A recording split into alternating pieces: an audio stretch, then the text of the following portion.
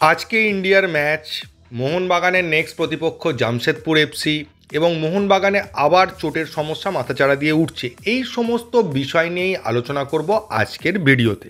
আজকে ভারতের জাতীয় দলের মালয়েশিয়ার সঙ্গে ম্যাচ আছে।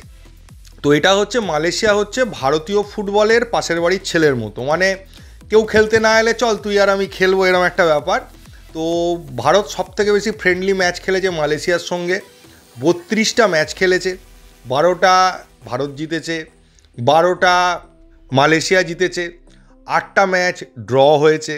ফলে কেউই এগিয়ে নেই, দুটো টিমই কাছাকাছি বলা চলে। ওই যে আমি বললাম পাশের বাড়ির ছেলের মতো, কেউ না এলে তুই আছিস, চল তুই আর আমি মিলে খেলবো, এরকম একটা ব্যাপার। তো আজকে দেখতে হবে কি হয় খেলাটা। দেখুন, ব্যক্তিগতভাবে আমি খুব একটা আশাবাদী নই এই মুহূর্তে ভারতীয় ফুটবল দল নিয়ে, কারণ প্রত্যেকটা ফুটবল দলের একটা নাম থাকে, যে প্লেয়ারটার ওপর ভরসা করে বা বলতে পারেন যাকে কেন্দ্র করে টিম সাজানো হয়। তার আগে আমরা দেখেছি IM বিজয়ন ছিলেন, বাইচুং ভুটিয়া ছিলেন, সুনীল ছেত্রী ছিলেন, সবাই ছিলেন। কিন্তু এই মুহূর্তে ভারতীয় দলে সেরকম কোনো নাম নেই।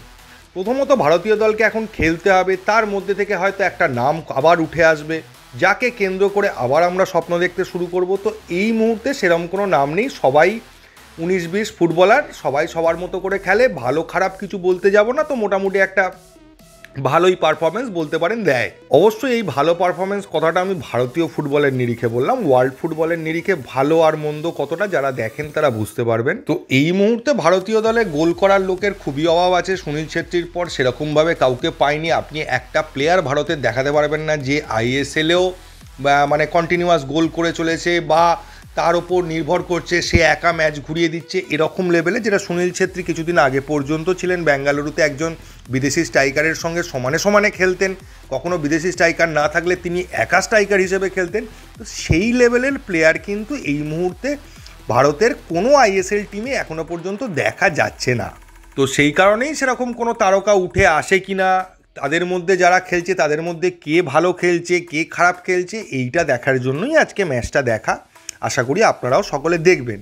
এখন ভালো মন্দ যাই হোক, ভারতীয় ফুটবলের পাশে আমাদেরকে দাঁড়াতে হবে, এটা আমাদের দায়িত্ব কর্তব্যের মধ্যে পড়ে। আর যেহেতু ভারতীয় ফুটবলের কথা উঠলো তাই বলতেই হয়, আই লিগ নিয়ে যে ধরনের নাটক চলছে, তারপর আর ভারতীয় ফুটবলের মানে এইভাবে যে লিগ খেলিয়ে প্লেয়ার তুলে প্রতিভাবান প্লেয়ার নিয়ে এসে যে উন্নতির চেষ্টা, সেটা নিয়ে আর ভাবনা চিন্তার জায়গা কিছু নেই।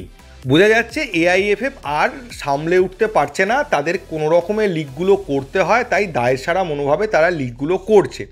এবার এই সমস্যার সমাধান একমাত্র হতে পারে যে ভারতীয় ক্রীড়া দপ্তর যদি এই দিকটায় একটু নজর দেয়, ক্রিকেটটা ছেড়ে যদি একটু ফুটবলের দিকে নজর দেয়। কারণ ক্রিকেটে আমরা ওয়ার্ল্ড কাপ এতগুলো জেতার পরেও, ওয়ার্ল্ড চ্যাম্পিয়ন হওয়ার পরেও বিশ্বের ক্রীড়া জগতে কিন্তু ক্রিকেটের সম্মান ফুটবলের মতো নেই, বা ফুটবলের মতো পপুলারিটি ক্রিকেটের নেই।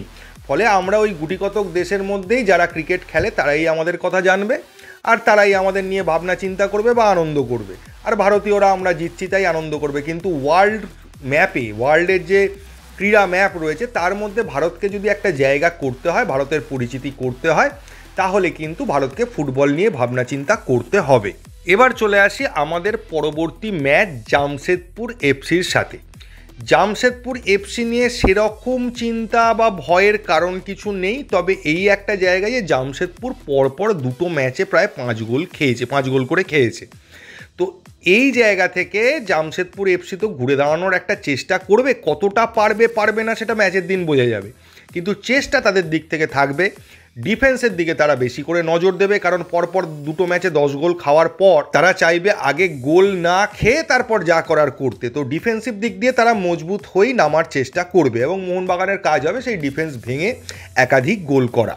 এই জামশেদপুর টিমটাকে আমি মোটামুটি একটা অ্যাভারেজ টিম বলেছিলাম বলে অনেকে আমাকে অনেক কথা বলেছিলেন, এবং খালিদ জামিলের কোচিং নিয়ে অনেকেই অনেক প্রশংসা করেছিলেন, বলেছিলেন মলিনার থেকেও ভালো কোচ খালিদ জামিলকে নিয়ে এসে মোহনবাগানের কোচ করে দেওয়া উচিত। কিন্তু এইটুকু বলতে পারি দাদা, 3 বছর ধরে ইউটিউবে ভিডিও বানাচ্ছি, আর 365 দিন 24 ঘন্টা ফুটবল নিয়ে ঘাঁটাঘাঁটি করছি। ফলে টিম আমি জানি না, কিন্তু টিমে যে প্লেয়াররা খেলে তাদের সম্পর্কে অল্প হলেও নলেজ আমার হয়েছে এই কদিনে।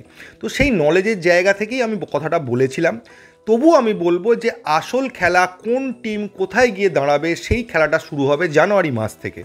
জানুয়ারি মাসের আগে কে কোথায় রয়েছে, কতটা জায়গায় রয়েছে, বা এই জানুয়ারি মাস পর্যন্ত কে কতটা পয়েন্ট তুলতে পারলো, সেইটা হয়তো পরের ক্ষেত্রে তাদের কাজে লাগবে। তার বেশি কিছু কিন্তু হবে না। যেটা হবে সেটা জানুয়ারি মাসের পর থেকেই আসল খেলা শুরু হবে। আর জামশেদপুরের সঙ্গে খেলাটা এখন অনেক দেরি আছে, মানে এই সপ্তাহের শেষের দিকে। মাঝখানে অনেক কিছু বিষয় নিয়ে জামশেদপুরের কী দুর্বলতা, কী শক্তি, কী প্রবলেম আছে, কী অ্যাডভান্টেজ আছে, কোন দিকটা দেখে খেলতে হবে, এই সব নিয়ে ভিডিও আস্তে আস্তে আমি দিতে থাকি। আর এবার চলে আসি সব থেকে চিন্তার বিষয়, যেটা চোটের ব্যাপার। সেটা হচ্ছে যে জাতীয় দল থেকে আবার ফেরত এসছেন আশিস রাই। তিনি চোট নিয়ে ফেরত এসছেন, কিন্তু ব্যাপারটা হচ্ছে তার চোট কতটা গুরুত্বপূর্ণ বা কতটা গুরুতর, কি অবস্থা আছে, কবে থেকে খেলতে পারবেন, সে সম্পর্কে কোনো তথ্য বাইরে বেরোয়নি। তো সেই জন্য একটা চিন্তার বিষয় রয়েছে, কারণ আগের বার আমরা আশিক কুরুনিয়ানের ক্ষেত্রেও এরকম জিনিসই দেখতে পেয়েছিলাম। ফলে মেডিকেল রিপোর্ট না আসা পর্যন্ত আশিস রাইয়ের কী অবস্থা বলাটা খুব কঠিন, এবং এটা আমাদের চাপে রাখবে আশিস রাই বলেই। তার কারণ হচ্ছে আশিস রাইয়ের কোনো ব্যাকআপ কিন্তু নেই। যে প্লেয়ারকে ওখানে খেলতে হবে তাকে ওই জায়গাটার সঙ্গে মানিয়ে নিয়ে নতুন করে খেলতে হবে, এটা মাথায় রাখতে হবে। তাই পরের ম্যাচগুলোয় যদি কোনো কারণে আশিস রাইকে পাওয়া না যায়, সেটা মোহনবাগানের ক্ষেত্রে কিন্তু ভীষণ চাপের হতে চলেছে। আর দুটো ছোট আপডেট রয়েছে। একটা হচ্ছে আজকে থেকে মোহনবাগানের প্র্যাকটিস শুরু হচ্ছে। জাতীয় দলের প্লেয়াররা বাদে সকলেই যোগ দেওয়ার কথা, কিছু প্লেয়ার আজকে সকালে এসে যোগ দেবে। তো মোটামুটি পুরোদমে প্র্যাকটিসটা কিন্তু আজকে থেকেই শুরু হয়ে যাবে। আর একটা ইনফরমেশান দেওয়ার আছে, সেটা হচ্ছে যে আজকে যে ম্যাচটা রয়েছে ভারত বনাম মালয়েশিয়া, এই ম্যাচটা আপনারা কিন্তু স্পোর্টস 18 নেটওয়ার্কের চ্যানেলে দেখতে পাবেন। তো এই ভিডিওতে এইটুকুই। যদি ভিডিওটা ভালো লাগে তাহলে চ্যানেলটাকে সাবস্ক্রাইব করবেন। থ্যাংক ইউ, ধন্যবাদ এবং জয় মোহনবাগান।